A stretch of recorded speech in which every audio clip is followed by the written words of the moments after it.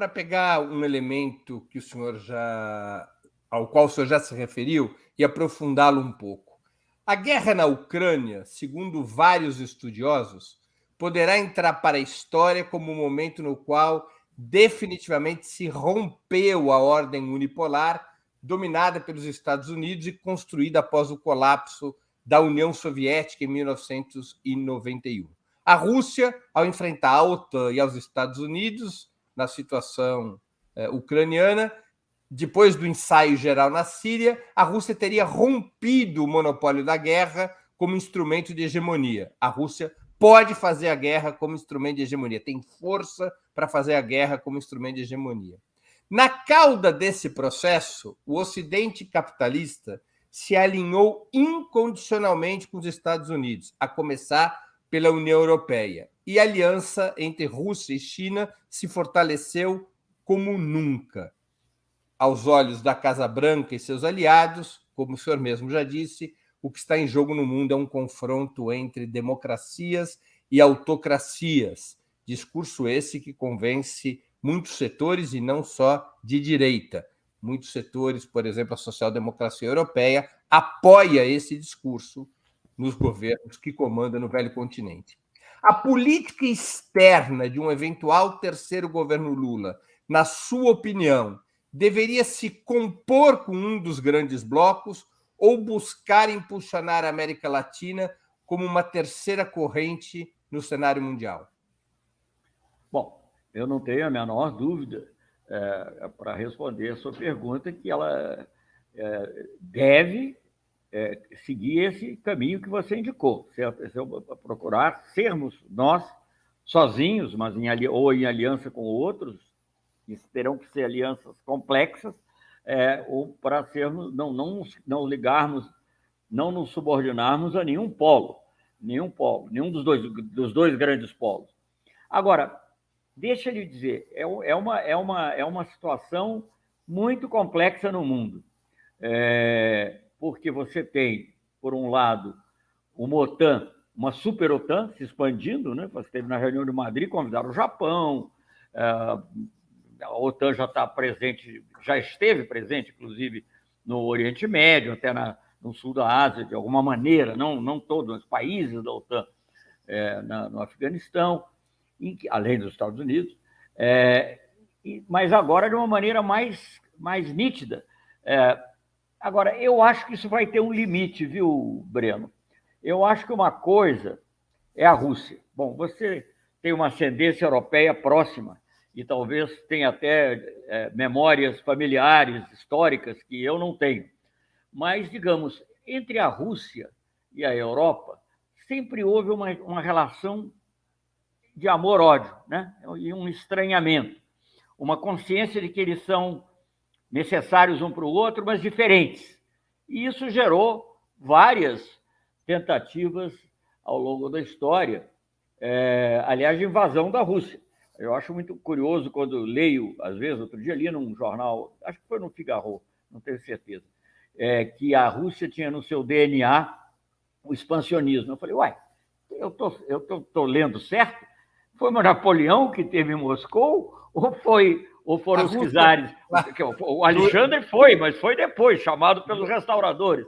Império Sueco em diante, a Rússia só foi invadida, nunca invadiu ninguém. Então é uma coisa meio complexa, mas de qualquer maneira há essa relação estranha. Agora, eu acho que, digamos, com relação à China, o interesse econômico vai pesar muito. Pode não pesar. Pesa com a Rússia também, obviamente, e vamos ver como é que a Europa vai atravessar esse inverno. Né? Isso aí vai atravessar talvez ao som da música do Roberto Carlos, né? Quero que você me aqueça nesse inverno, né? Porque e tudo mais vai para o inferno, porque na realidade vai ser um inverno muito difícil, na Europa, esse com os problemas com o gás e com a energia de um modo geral. Mas, de qualquer maneira, aparentemente, há pelo menos nesse primeiro momento, a presença do sentimento antirrusso e essa ideia da fragilidade da Europa a eventuais invasões, até comparações, como você sabe, que foram feitas entre a atitude do Putin em relação à Ucrânia e a do Hitler em relação à Tchecoslováquia. Quer dizer, há um lado emocional aí que é meio difícil de você imaginar. Mas se você olhar a médio e longo prazo, se nós sobrevivermos a esse médio e longo prazo, porque há também o problema das armas atômicas, que é um problema, pela primeira vez eu vejo sendo tratado de maneira constante nas publicações não especializadas necessariamente em desarmamento, mas publicações de política externa em geral. Mas se nós ultrapassarmos, eu acho que haverá um pragmatismo, e certamente com a China muito forte. Eu acho que dificilmente a Europa vai embarcar numa questão de rivalidade. Eu acho que há uma fragilidade da Europa em relação aos Estados Unidos, há uma falta de liderança. Eu sinto que, por exemplo, talvez, enfim, não quero entrar em nomes de pessoas, mas de qualquer maneira, eu acho que há uma... Mas, então, eu acho que não está definido ainda totalmente, há esse risco, mas não está definido totalmente que nós passaremos a ter uma nova bipolaridade totalmente definida, pondo de um lado Estados Unidos e Europa, do outro lado China e Rússia. Mas o senhor acha que essa hoje é a tendência principal, uma nova bipolaridade, ao menos durante um certo período histórico? Se eu acho que essa é a tendência principal? Isso. Eu acho que ela é a tendência, é o que está no horizonte. Agora, essas coisas mudam. Eu jamais esperaria o que ocorreu, apesar de... Quer dizer, as advertências vêm sendo feitas de longe, como você sabe, pelo George Kennan, que foi o autor da teoria da contenção.